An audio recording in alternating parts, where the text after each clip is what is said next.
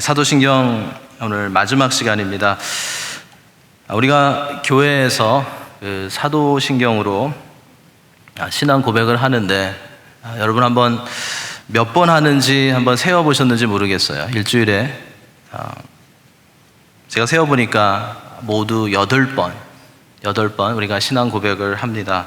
주일 예배, 그리고 월요일부터 토요일 새벽, 그리고 수요일 저녁에. 이것은 참으로 하나님께서 주신 그런 놀라운 그런 특권이라고 생각합니다. 우리가 이 신앙 고백 속에 담겨져 있는 의미를 마음에 되새기면서 하루하루를 살아가면 주님이 오실 때까지 정말로 흔들리지 않고 힘있게 달려갈 수 있겠구나라는 그런 생각을 해보게 됩니다. 하나님 아버지로부터 시작해서 예수님, 성령님, 그리고 교회, 개인의 구원까지 저희가 살펴보았습니다. 오늘은 마지막 시간으로서 마지막 부분인 몸이 다시 사는 것과 영원히 사는 것에 대해서 우리 고린도전서 15장의 말씀과 함께 살펴보기를 원합니다.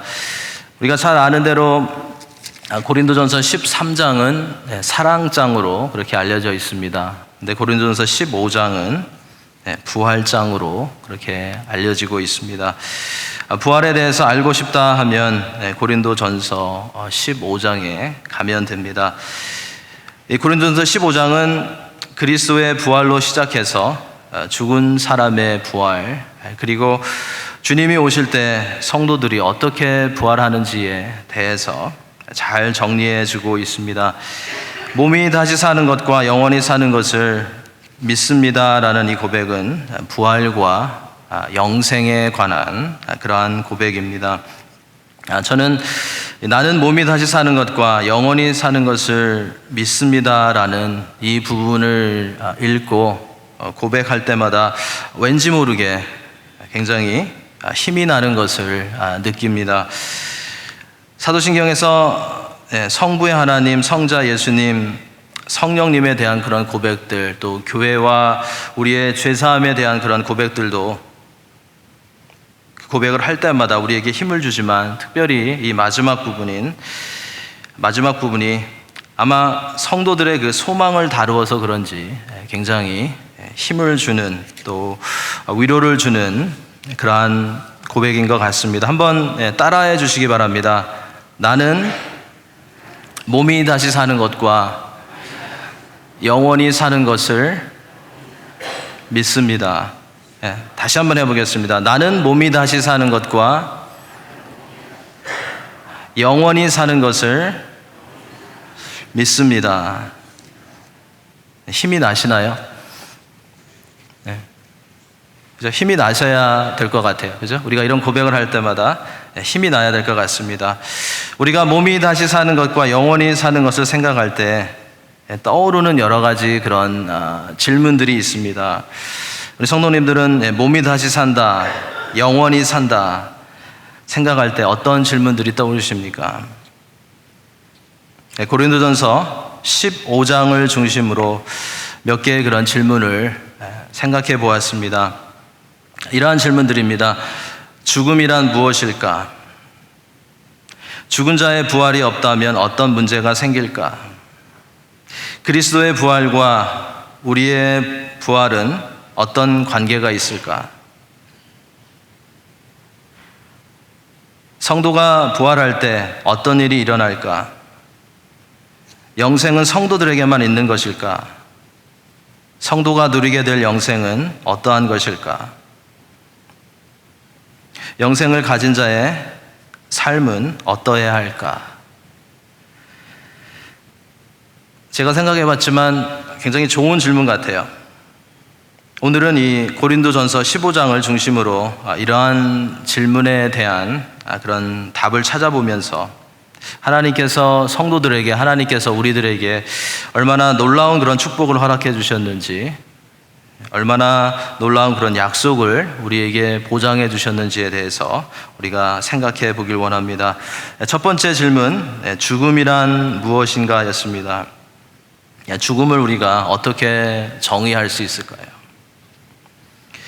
우리가 다시 사는 것을 이해하기 위해서는 죽음, 사망에 대해서 생각해 보아야 할 것입니다. 왜냐하면 죽음이 있어야 다시 사는 것이 있기 때문입니다.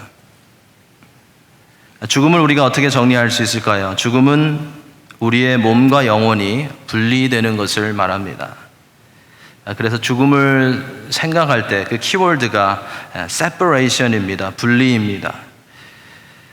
우리의 몸과 영혼이 분리되는 것, 그것이 죽음입니다. 사실 이 성경에서는 영적인 죽음도 언급하고 있습니다. 우리가 죄로 인해서 하나님과 분리되는 것, 죄로 인해서 하나님과 separate 되는 것이 영적인 그런 죽음입니다. 우리는 이 육신의 죽음을 굉장히 내추럴한 것으로 그렇게 여기면서 그 이상은 생각해 보지 않는데, 원래 이 죽음은 그렇게 내추럴한 것이 아니었음을 우리가 성경을 통해서 발견하게 됩니다. 왜 죽음이 자연스러운 것이 아닐까요? 왜냐하면 사람이 원래는 영원히 살도록 창조되었기 때문입니다. 죄로 인해서 죽음이 인류에 들어왔기 때문입니다.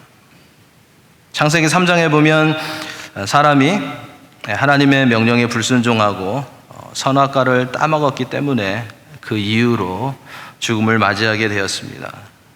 아담과 하와는 하나님께서 창조해 주신 에덴에서 하나님과 함께 교제하면서 영원히 살 수도 있었습니다. 그런데 하나님께서 금하신 그 선악과를 따먹음으로써 죽음을 체험해야 했던 것입니다. 로마서 5장 12절에서는 이것을 이렇게 정리해주고 있습니다. 그러므로 한 사람으로 말미암아 죄가 세상에 들어오고 죄로 말미암아 사망이 들어왔나니 이와 같이 모든 사람이 죄를 지었으므로 사망이 모든 사람에게 이르렀느니라 라고 말씀해주고 있습니다.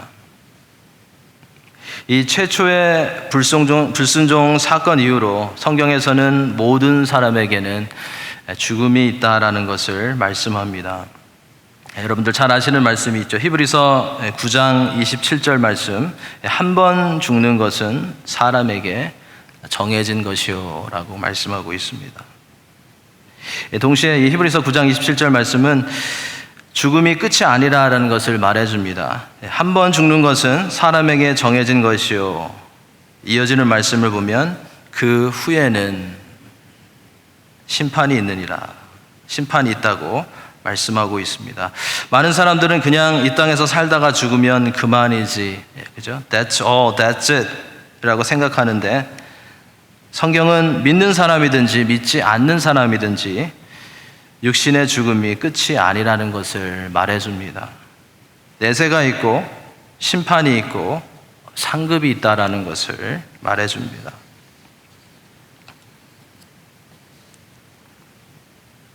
죽음에 대해서 생각해 보았습니다. 두 번째 질문은 죽은 자의 부활이 없다면 어떤 문제가 생기는가입니다. 제가 이미 그리스도의 부활에 대해서 생각해 보면서 이 문제를 다루었습니다. 바울 사도는 죽은 자의 부활이, 구체적으로 이 성도의 부활이 없다면 우리의 믿음이 헛것이라고, 헛된 것이 되고 만다고, 그렇기 때문에 가장 불쌍한 사람이 되고 만다고 그렇게 말했습니다. 그리고 죽은 자의 부활이 없다면 예수님을 믿다가 이 세상을 떠난 성도들도 망한 자들이라고 바울 사도는 그렇게 말한 적이 있습니다. 고린도전서 15장 32절에서 바울 사도는 죽은 자가 다시 살아나지 못한다면 내일 죽을 터이니 먹고 마시자 하리라 라고 했습니다. 성도들에게 부활의 소망이 없다면 우리보다 먼저 이 세상을 떠난 이들로 인해서 우리는 많이 슬퍼할 것이고, 그리고 부활이 없다면 신앙생활을 열심히 하지 않을 것이라는 것입니다. 이 세상에서 삶이 전부라면, 그 후에는 아무것도 없다면, 예수님을 그 후에 볼 수 없다면, 그렇게 인내하면서 헌신하면서 하나님을, 예수님을 위해 살 필요도 없을 것이라는 것입니다. 32절에 나오는 것처럼 내일 죽을 터이니 먹고 마시자라고 할 것입니다. 자신 마음대로 살아갈 것이고 남은 인생을 마음껏 즐겨보자는 그런 모습으로 살아가게 될 것입니다. 이 땅에서 죽으면 그 이상 아무것도 없고 모든 것이 끝이라고 생각하기 때문에 주를 위해서 섬기거나 헌신할 필요도 없다는 그러한 생각을 할 것입니다. 사실 이 바울 사도는 32절 말씀을 통해서 자신은 부활이 있다라는 것을 확신하기 때문에 어떤 고난이나 역경도 두려워하지 않고 그리스도를 위해서 살 것이라고 역설하고 있는 것입니다. 하나님의 말씀은 분명히 부활이 있다고 말하고 있습니다. 그리고 오늘 15장에서 우리가 볼 수 있는 것처럼 그 대표로 예수님을 예로 들고 있습니다. 그리스도의 부활과 성도들의 부활이 깊은 그런 관계가 있다는 것입니다. 고린도전서 15장 12절 말씀, 그리스도께서 죽은 자 가운데서 다시 살아나셨다 전파되었거늘 너희 중에서 어떤 사람들은 어찌하여 죽은 자 가운데서 부활이 없다 하느냐.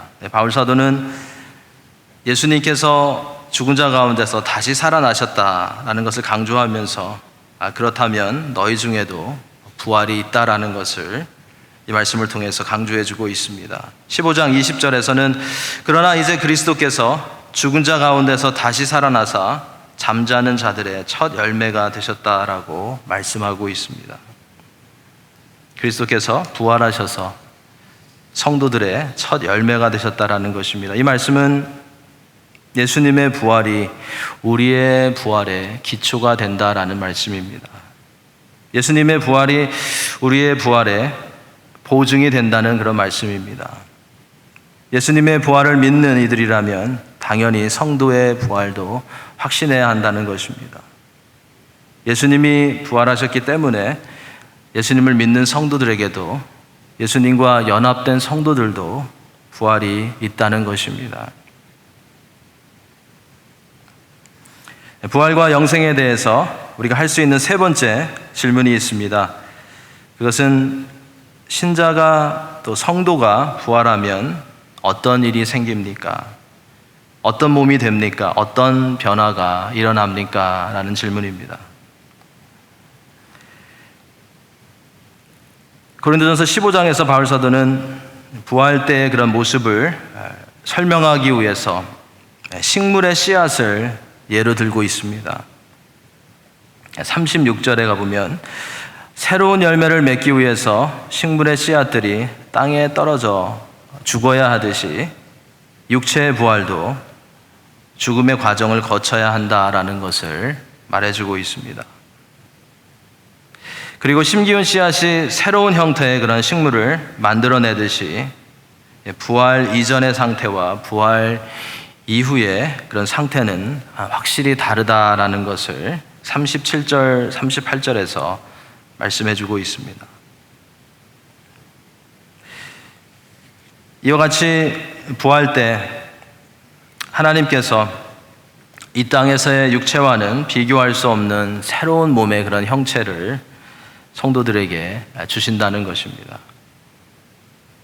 그것을 39절부터 41절 사이에서 바울 사도가 설명하고 있습니다. 그러면서 오늘 본문인 이제 42절부터는 새롭게 변화될 육체의 상태를 현재의 그런 육체와 비교해서 바울 사도가 설명해 주고 있습니다.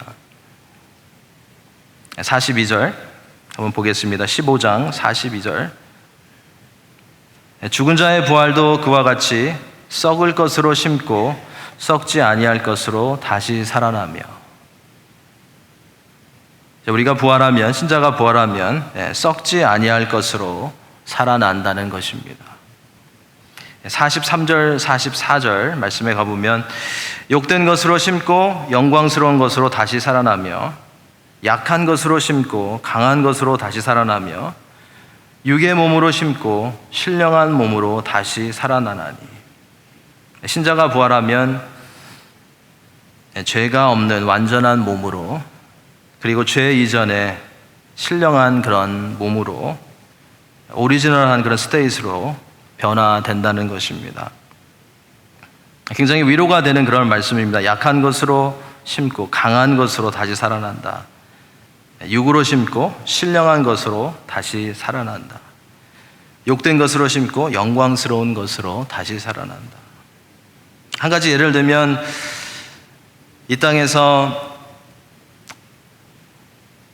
육신의 그런 연약한 가운데 지내시는 그런, 평생을 지내시는 그런 분이 있다면 부활 때에는 아주 강한 그런 모습으로 부활하게 된다는 것입니다. 자주 피곤하신 분들은 절대로 피곤해지지 않는 그런 몸으로, 안경을 쓰시는 분들은 절대로 안경을 쓰지 않아도 되는 그런 몸으로, 기도하기 힘들어 하시는 분들은 전혀 기도하는데 문제가 없는 그런 몸으로, 무릎이 안 좋으신 분들은 아주 강한 무릎으로, 그러한 죄도 없고 완전한 그런 모습으로 우리가 부활하게 된다는 것입니다.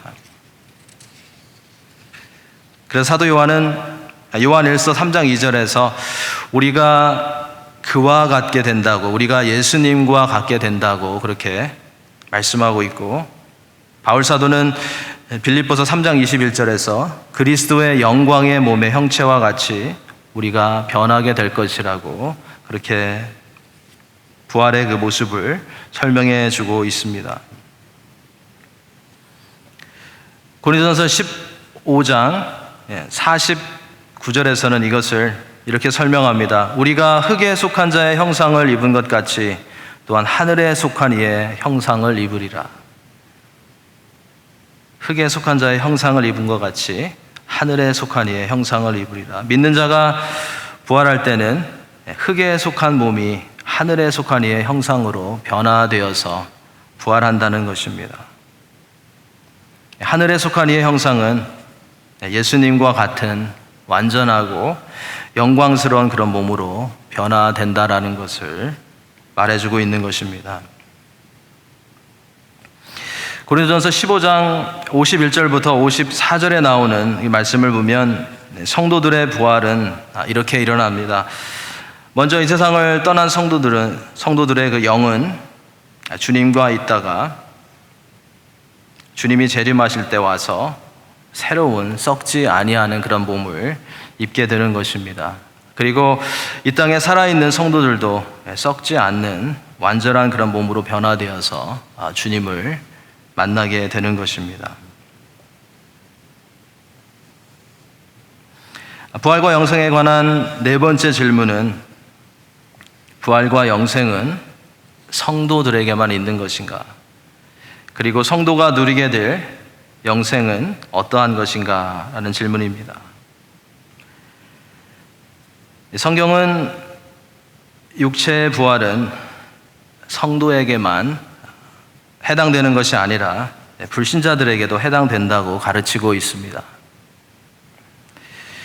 사도신경은 특별히 이 성도들의 신앙 고백이기 때문에 이 불신자에 관한 그런 부분에 대해서는 다루고 있지 않지만, 성경은 믿는 자들도 부활하고 믿지 않는 자들도 부활한다고 말씀하고 있습니다. 하지만 이 두 부활은 상당히 큰 그런 차이가 있습니다. 요한복음 5장 29절에 보면 이런 말씀이 있습니다. 선한 일을 행한 자는 생명의 부활로, 악한 일을 행한 자는 심판의 부활로 나오리라 라고 말씀하고 있습니다. 선한 일을 행한 자는 생명의 부활로, 악한 일을 행한 자는 심판의 부활로 나온다는 말씀입니다. 성도는 변화된 그런 몸으로 부활해서 영원한 천국에서 주님과 함께 교제하며 살아가게 될 것이지만, 주님을 알지 못하는 이들은 부활해서 영원한 지옥에서 영원토록 고통 가운데 살아가게 된다는 그런 말씀입니다. 성도는 흙의 형상에서 하늘에 속한 형상으로 변화되어서 부활할 것이지만, 주님을 알지 못하는 이들은 흙에 속한 자의 그런 형상으로 부활해서 심판을 받게 된다는 것입니다.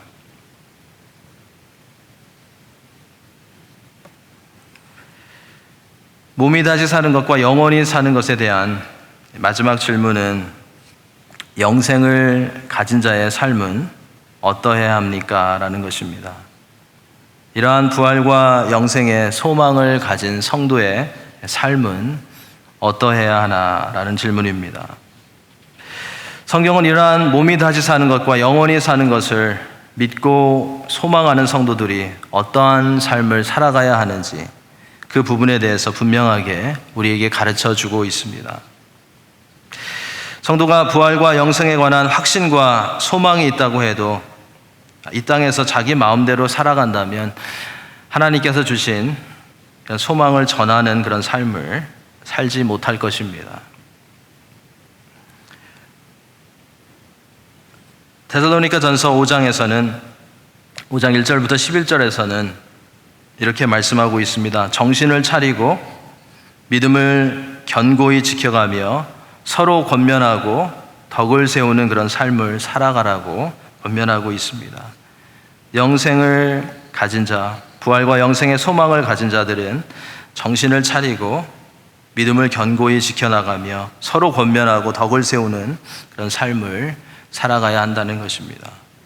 그리고 오늘 본문에 나오는 고린도전서 15장 57절, 58절 말씀을 보면 같이 한번 읽을까요? 스크린에 나와 있으면 57절, 58절 같이 한번 읽겠습니다. 우리 주 예수 그리스도로 말미암아 우리에게 승리를 주시는 하나님께 감사하노니, 그러므로 내 사랑하는 형제들아, 견실하며 흔들리지 말고 항상 주의 일에 더욱 힘쓰는 자들이 되라. 이는 너희 수고가 주 안에서 헛되지 않은 줄 알미라. 이 모든 것이 그리스도 안에 있는 하나님의 은혜로 말미암은 것임을 기억하고 감사하며 지금 그 자리에서 흔들리지 말고 주님이 맡겨주신 일에 더욱 힘쓰는 그런 자가 되라는 말씀입니다. 이것이 주님의 재림을 기다리며 부활을 바라보는 그런 성도의 자세라는 것입니다.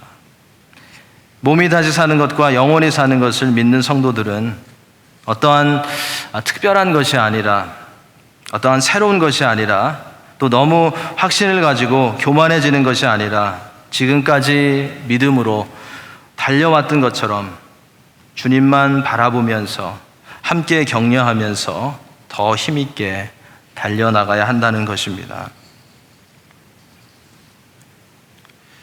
이처럼 성도는 주님의 재림과 성도의 부활에 대한 날이 가까움을 배우게 되면 될수록 어떤 새로운 것을 하려고 하는 것이 아니라 초심으로 돌아가야 한다는 것입니다.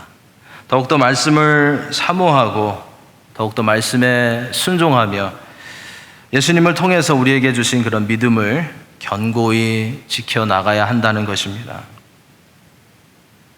바울사도는 자신은 이러한 부활의 그런 확신이 있음을 믿기에 자신은 복음을 위해서 날마다 죽노라고 그렇게 고백하고 있습니다.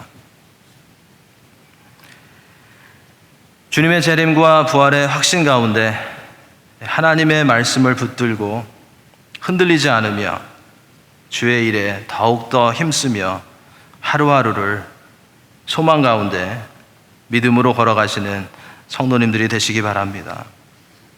더 인내하고 깨어 있어서 죄에 넘어지지 않고 승리하는 삶을 살아가시는 우리 성도님들이 되시기 바랍니다.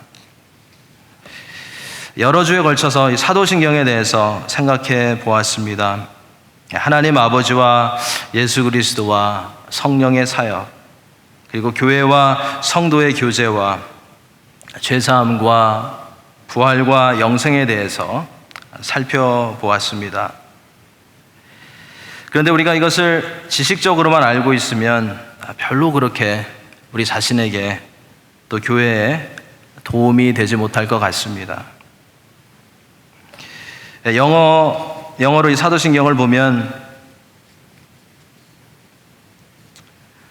I believe로 시작해서 아멘으로 끝납니다. I believe로 시작해서 아멘으로 끝납니다.